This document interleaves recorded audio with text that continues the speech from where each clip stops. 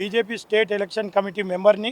ఈ నెల డిసెంబర్ 9వ తేదీ నాడు జిహెచ్ఎంసి అట్టహాసంగా 300 వార్డులకు సంబంధించిన గజెట్ని రిలీజ్ చేయడం జరిగింది. ఆ గజెట్లో మొత్తం కూడా ఎక్కడ కూడా బౌండరీలు సరిగ్గా లేవు. బౌండరీలో ఉన్నటువంటి డోర్ నంబర్లు కూడా చాలా తప్పులు ఉన్నాయి. ఈ తప్పుల తడక ఉన్నటువంటి గజెట్ని ప్రజలకు ఇచ్చి, పొలిటికల్ పార్టీస్కి ఇచ్చి దీనిపైన అభ్యంతరాలు చెప్పమని చెప్పారు. ఆ గజెట్లో మా ప్రాంతానికి సంబంధం లేని డోర్ నంబర్లు ఇచ్చి మాకు అభ్యంతరాలు చెప్పమంటే ఏ విధంగా చెప్పాలి? ప్రజలకు ముందు జిహెచ్ఎంసీ డోర్ నంబర్లే అంతంత మాత్రంగా తెలుసు. పాతపచ్చిలో ఎక్కడ కూడా డోర్ నంబర్లు ఉండయి. ఉన్న ముస్లింల ప్రాంతానికి సంబంధించిన ప్రాంతంలో మాత్రం మొత్తం దొంగ డోర్ నంబర్లు ఉంటాయి. ఇవాళ మెజారిటీగా ఉన్నటువంటి హిందూ ప్రాంతాన్ని డివైడ్ చేసి ముస్లిం ప్రాంతంలో కలిపి ఈరోజు కన్ఫ్యూజన్ క్రియేట్ చేశారు. గజెట్ మొత్తం కూడా కన్ఫ్యూజ్ క్రియేట్ చేసి దాదాపు 2.5 లక్షల జనాభా కలిగినటువంటి హిందువుల ప్రాంతాన్ని తునాతునకలు చేసేసి 10 డివిజన్లలో కలపడం జరిగింది. ఒక 2 డివిజన్లు మాత్రమే హిందువులు గెలుస్తట్టు చేసి మిగతా అన్ని డివిజన్లు కూడా వేరే వేరే డివిజన్లు మార్చారు. 80% ముస్లింలు ఉంటే 20% హిందువులను చేసిరు. ఒక పథకం ప్రకారంగా చేసిరు. ఈరోజు మేము కమిషనర్ గారిని గజెట్ రిలీజ్ అయినప్పటి నుంచి అడుగుతున్నాము, మాకు ప్లాన్లు ఇవ్వండి, నా పోలింగ్ బూత్ వైజ్గా ప్లాన్లు ఇవ్వండి, వార్డు వైజ్గా ప్లాన్లు ఇవ్వండి, జనాభా లెక్కలు చెప్పండి, ఏ వార్డుకు ఎంత జనాభా ఉన్నది, ఏ బ్లాక్లో ఈబీ నంబర్ బ్లాక్లో ఎంత జనాభా ఉన్నది చెప్పమని చెప్పి అడుగుతున్నాం. జనాభా లెక్కలు చెప్పరు, ఓటర్ల వివరాలు చెప్పరు. ఒకసారి 40,000 ఓట్లు అంటాడు, ఒక గ్రౌండ్ పోయి చూస్తేనేమో అక్కడ 60,000 65,000 ఓట్లు ఉంటున్నాయి. జనాభా 25,000 అంటాడు, లెక్కలు తీసి చూస్తేనేమో 40,000 ఉంటాయి. అసలు కమిషనర్ గారు గజెటు ఏ విధంగా రిలీజ్ చేసిండో మాకు అర్థమవుతలేదు. నిన్నటికి నిన్న కౌన్సిల్ జరిగినప్పుడు దాదాపు 150 మంది కార్పొరేటర్లు, ఎమ్మెల్సీలు, ఎమ్మెల్యేలు, మంత్రులు అందరూ వచ్చారు నిన్న. వాళ్ళందరికీ కూడా ఉదయం నుంచి సాయంత్రం దాకా కౌన్సిల్ నడిపి ఈరోజు జిహెచ్ఎంసీ కమిషనరు ఒక గీతలు గీచి అంకెలేసి ఈ ప్లాన్ని రిలీజ్ చేశారు. 300 వార్డుల ప్లాన్ అంటారు.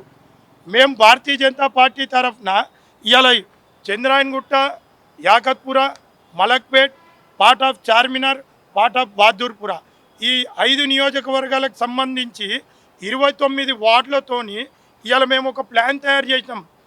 పూర్తి ప్లాన్ మీరు చూసినట్టయితే ఏ వార్డులో ఎంత జనాభా ఉన్నది క్లియర్గా కనిపిస్తుంది.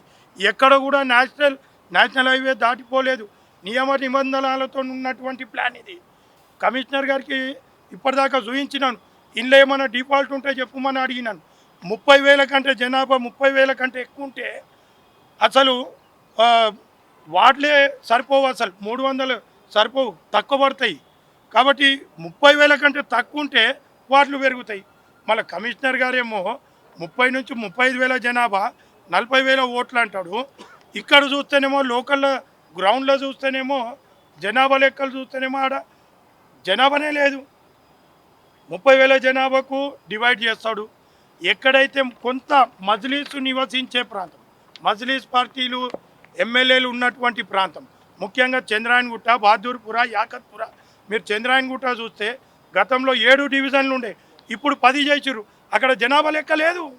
జనాభా లేకున్నా కానీ లేని జనాభాను ఉన్నట్టుగా చూపించి ఆడ డివిజన్లు ఏర్పాటు చేసిండు. ఇవాళ మేము కమిషనర్ గారికి ఒకటే చెప్తున్నాం, మీకు ఏమన్నా అభ్యంతరాలు అడగదలుచుకుంటే పబ్లిక్తో కానీ రాజకీయ పార్టీలతో కానీ మీరు ఇచ్చినటువంటి గజెట్ పైన అభ్యంతరాలు అడగదలుచుకుంటే ఈ విధంగా వార్డులకు సంబంధించిన మ్యాప్లు ఇవ్వాలి, మ్యాప్లతో పాటు ఈబీ నంబర్లు ఇవ్వాలి, జనాభా లెక్కలు ఇవ్వాలి, పోలింగ్ బూత్లు ఎక్కడ వస్తున్నాయి చూపించాలి, ఎన్ని పోలింగ్ బూత్లు వస్తున్నాయి చూపించాలి, ఎంతమంది ఓటర్లు ఉన్నారు చూపించాలి, మేల్ ఫీమేల్ ఓటర్ ఎంత ఉందో చూపించాలి.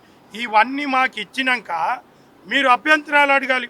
ఇవన్నీ ఏవి ఇవ్వకుండా మాకు ఇబ్బంది పెట్టడానికే 7 రోజుల గడువు ఇచ్చి మమ్మల్ని చాలా ఇబ్బంది గురి చేస్తారు.